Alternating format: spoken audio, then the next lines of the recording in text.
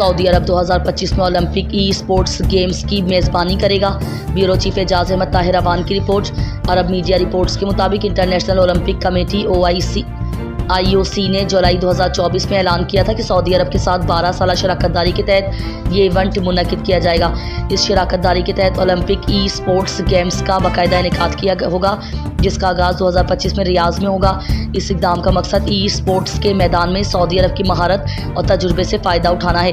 سعودی وزیر کھیل Paralympic committee کے صدر شہزادہ عبدالعزیز بن ترکی الفیصل نے کہا کہ مملکت کی آبادی کی اکثریت نوجوانوں پر مشتمل ہے جو نئی سوچ اور شراکت داری کے ساتھ مستقبل کو اپناتے ہیں۔ یہ میزبانی سعودی عرب کے ای اسپورٹس کے شعبے میں بڑھتی ہوئی دلچسپی اور سرمایہ کاری کی عکاسی کرتی ہے، جو مملکت کو اس میدان میں عالمی مرکز بنانے کی کوششوں کا حصہ ہے۔ سعودی عرب میں صحت کا جائزہ۔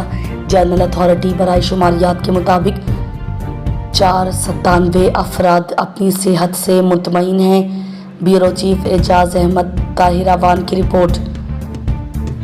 عرب میڈیا رپورٹس کے مطابق سعودی عرب کی جنرل اتھارٹی برائے شماریات کی تازہ ترین رپورٹ کے مطابق مملکت کی 97.4% بالغ آبادی 15 سال اور اس سے زائد عمر کے افراد نے اپنی صحت کو اچھی یا اس سے بہتر قرار دیا ہے۔ یہ سروے 2024 میں کیا گیا تھا اور اس میں سعودی شہریوں کی صحت کے مختلف پہلوؤں کا جائزہ لیا گیا۔ رپورٹ کے مطابق 18.95% بالغ افراد کسی نہ کسی دائمی بیماری میں مبتلا ہیں، جن کی تفصیل درج ذیل ہے۔ ذیابیطس 9.1%، بلڈ پریشر 7.9%، کولیسٹرول 3.6%، دل کے امراض 1.5%، کینسر 0.6%۔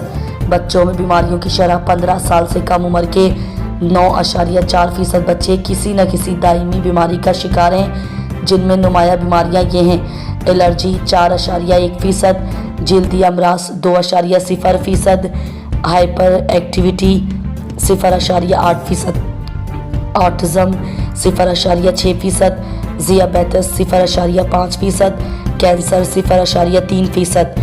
ڈپریشن کا تناسب سروے کے مطابق 1.8% بالغ افراد شدید ڈپریشن میں مبتلا ہیں۔ اس میں مردوں کی شرح 1.4% اور خواتین کی شرح 2.5% ہے، جو ظاہر کرتی ہے کہ خواتین میں ذہنی دباؤ کی شرح زیادہ ہے۔ یہ رپورٹ سعودی عرب میں صحت کے عمومی معیار کو ظاہر کرتی ہے اور صحت کے شعبے میں مزید بہتری کے لیے رہنمائی فراہم کرتی ہے۔